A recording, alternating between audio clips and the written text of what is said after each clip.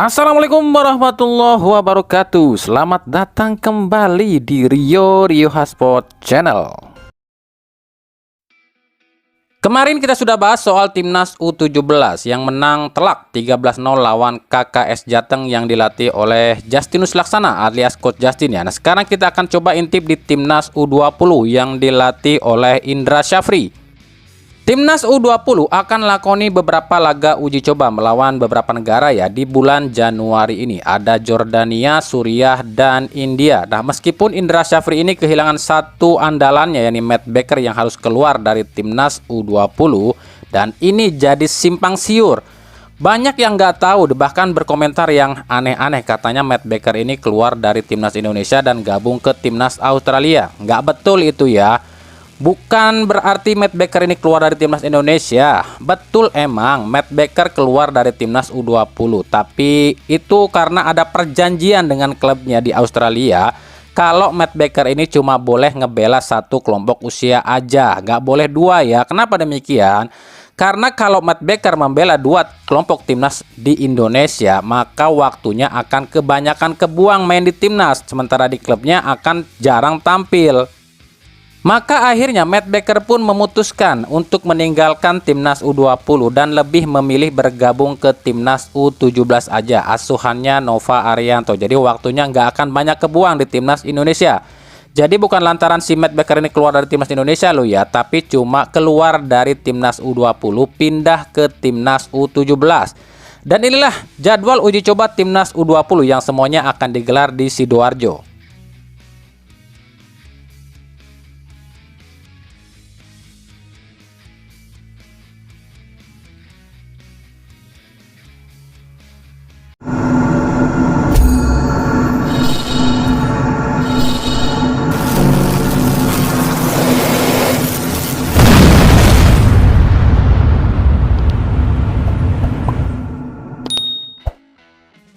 Lalu bagaimana dengan Timnas Indonesia Senior setelah ditangani oleh Patrick Kluivert? Hasil analisa dan investigasi kami di beberapa waktu ini, kami kan kemarin sibuk nih makanya jarang upload dan juga jarang update. Karena memang kami mencari informasi ke sana ke sini bersama beberapa sumber kami ya, beberapa juga dari perwakilan dari para wartawan dan juga jurnalis ya. Dan dari hasil investigasi dan penelusuran kami, ini kami temukan hal-hal yang agak mengecewakan dan sedikit menakutkan sih. Dan takutnya, kami tuh takutnya sepak bola Indonesia kita atau timnas kita ini kembali ke era zaman dulu, di mana ada yang namanya titip menitip pemain. Ini akan mulai rame lagi nih, atau istilahnya akan ada lagi pemain titipan di timnas. Dan ini mulai bermunculan loh ya. Sejauh ini pantauan kami sudah mulai banyak nih pihak-pihak yang mulai caper nih sama Kluivert dan juga PSSI. Sejumlah nama pun sudah mulai ditawari nih ke Patrick Kluivert. Salah satu yang paling nyata adalah Dejan Antonik yang menawarkan putranya nih untuk masuk ke timnas Indonesia, yakni Stefan Antonik untuk dinaturalisasi. Menurut Dejan, daripada PSSI pusing mikirin Michel Baker yang memang nggak bisa dinaturalisasi, yang mending PSSI pakai aja tuh anaknya si Stefan Antonik ya. Sebab kan Stefan Antonik ini kan ibunya orang Indonesia, orang Surabaya, yang pasti mungkin akan lebih mudah dinaturalisasi. Sebagai informasi aja, Stefan Antonik ini lahir di Hong Kong. Usianya saat ini 23 tahun dan memiliki dua kewarganegaraan, Serbia dan Hong Kong.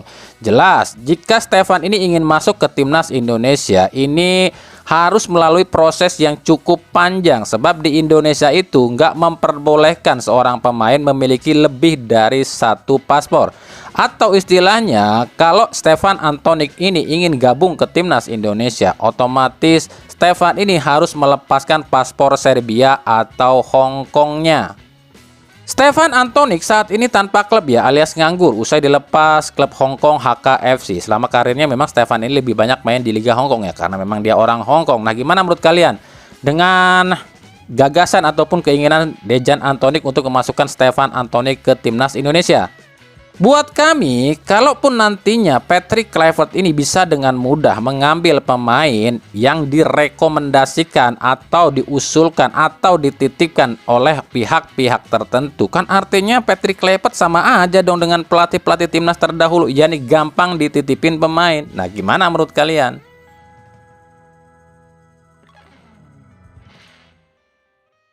Kita beralih ke berita klub. Kami cuma bisa menghela nafas ya. Giliran dikatain Liga Tarkam, nggak pada terima. Tapi kenyataannya ya seperti ini. Udahnya banyak pukul-pukulan, keputusan wasit yang nggak jelas, ditambah sarana dan prasarana pun nggak jauh beda dengan Tarkam. Terus apa dong bedanya dengan Liga Tarkam? Salah satu contoh ada di laga kemarin ya, Kediri lawan Sleman. Kami tuh cuma pengen nanya nih buat LIB yang katanya udah lakukan risk assessment atau verifikasi stadion. Yang diverifikasi apa ya? Kok kenyataannya kayak gini? Kan seharusnya dalam aturan liga sebuah stadion yang dinyatakan layak dan lolos verifikasi itu ada beberapa hal nih. Yang pertama, kelayakan stadion atau kelayakan bangunan stadion ini aman atau enggak nih menggelar pertandingan. Yang kedua, kelayakan akses stadion ini aman atau enggak nih untuk para penonton, ofisial dan pemain. Yang ketiga, kelayakan kondisi lapangan terutama rumput stadion, kontur tanah dan lain-lain, dan juga genangan air. Yang keempat, apakah stadion ini layak dan bisa didukung oleh VAR atau tidak, minimal harus ada WiFi. Yang kelima, pengamanan stadion ini bisa terkendali apa enggak. Itu kan beberapa hal yang jadi poin-poin verifikasi sebuah stadion. Tapi dari 5 hal ini saja mungkin cuma 1 atau 2 yang layak. Lihat lapangannya, masih banyak yang banjir, keributan masih sering terjadi, kurangnya pengamanan, kondisi rumput lapangan yang gak rata dan kurang layak dipakai. Lalu apa yang diverifikasi? Entahlah. Makanya wajar jika banyak pihak yang bilang yang namanya verifikasi itu tergantung amplop. Amplopnya gede ya verifikasi lancar. Ada.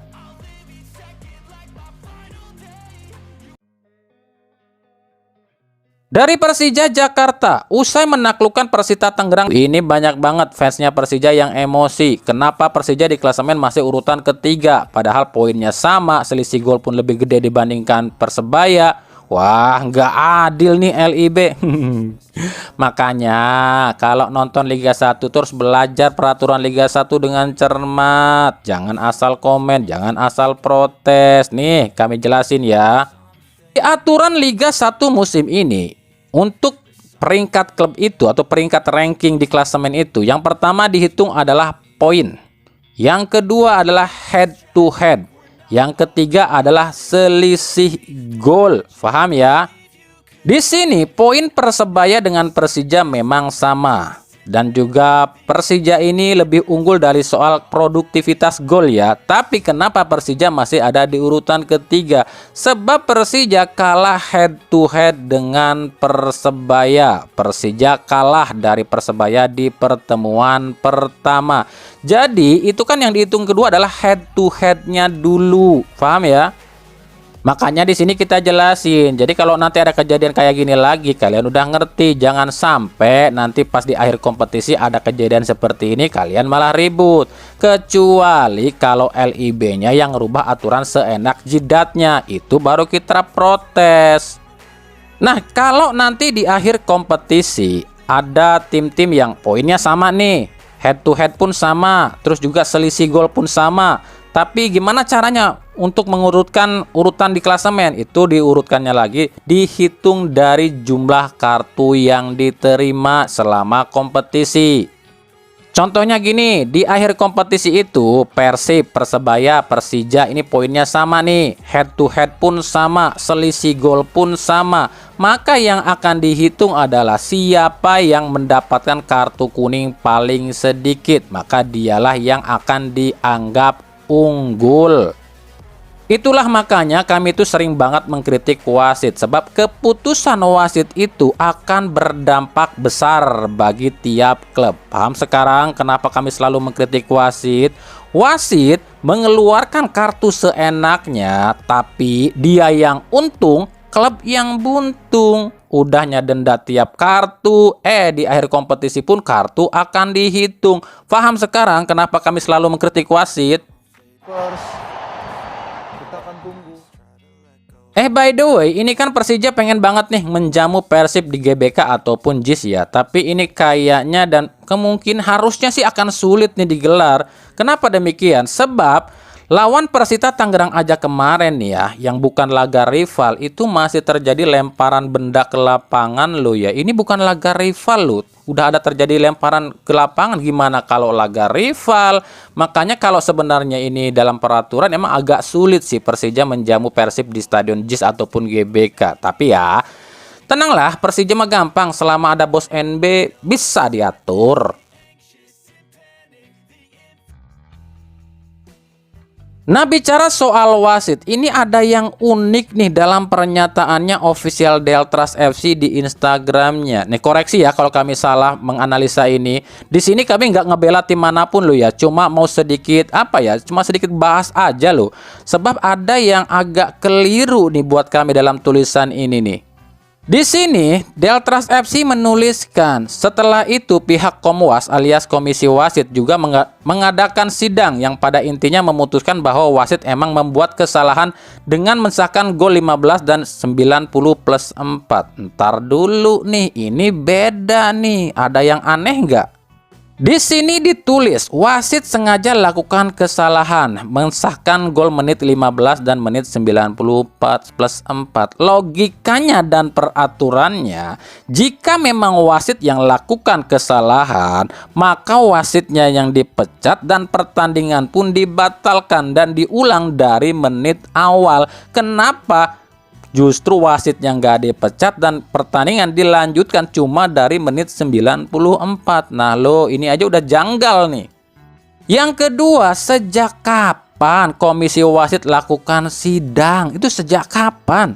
Komisi Wasit emang ada, ketuanya itu adalah Erick Thohir. Tapi wasit yang ditugaskan dalam sebuah pertandingan itu udah ada jadwalnya loh ya. Udah diserahkan oleh Komite Wasit ke pihak LIB. Nah, melalui departemen wasit.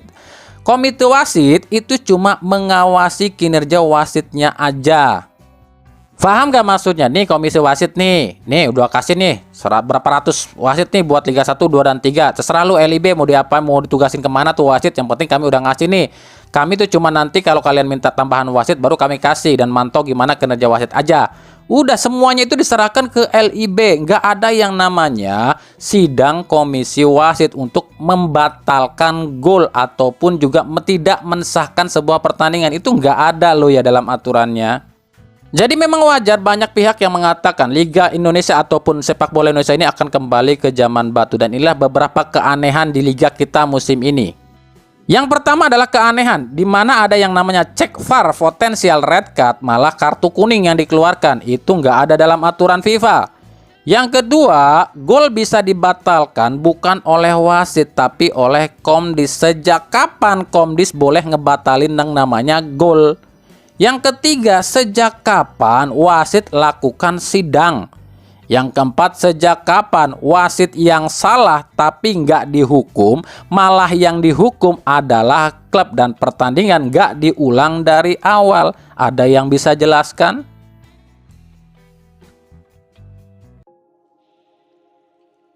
Dari Persib Bandung, sebelumnya kami akan disclaimer dulu ya. Terserah kalian mau suka atau enggak dengan apa yang kami uraikan soal Persib. Karena kalian banyak yang bilang, sok tahu lu soal Persib. Ya bodoh amat, yang penting ya kami mengungkapkan apa aja yang kami tahu aja gitu aja. Nah, sadar nggak kalian jika apa yang dialami Persib musim ini tuh hampir mirip dengan yang dialami Persib musim kemarin. Musim kemarin Persib itu unbeaten berapa kali ya? 14 atau 15 kali ya sebelum akhirnya kalah oleh Persik Kediri dengan skor 0-2. Nah, musim ini pun sama. Persib unbeaten 18 kali, tapi dikalahkan oleh Dewa United dengan skor yang sama juga, 0-2. Lah, kok bisa sama ya? Ntar dulu, ada yang sama juga nih. 2023 kemarin dan di musim ini Persib itu kalah oleh tim yang juga memakai double playmaker. Di musim lalu Persik Kediri memakai double playmaker, yakni Renan Silva dan Z Valente, dan mampu mengalahkan Persib 0-2. Dan di musim ini Dewa United memakai Jaja dan Mesidoro dan mampu mengalahkan Persib dengan skor 0-2. Artinya apa? Lini tengah dan lini tengah ini yang harus dibenahi oleh Persib. Kami nggak ngejelekin Maklok ataupun Adam Alis lo ya. Tapi faktanya memang dua pemain ini nggak bisa jadi double pivot kayak Jaja ataupun Mesidoro lo ya. Maklok itu bertahan bagus, jemput bola juga bagus, tapi akurasi umpan dan atur serangan ini yang kurang dari Maklok. Sementara Adam Alis ya memang bukan tipikal playmaker, dia ini lebih ke gelandang serang atau winger. Jadi cuma ada satu playmaker di Persib, yakni Dado.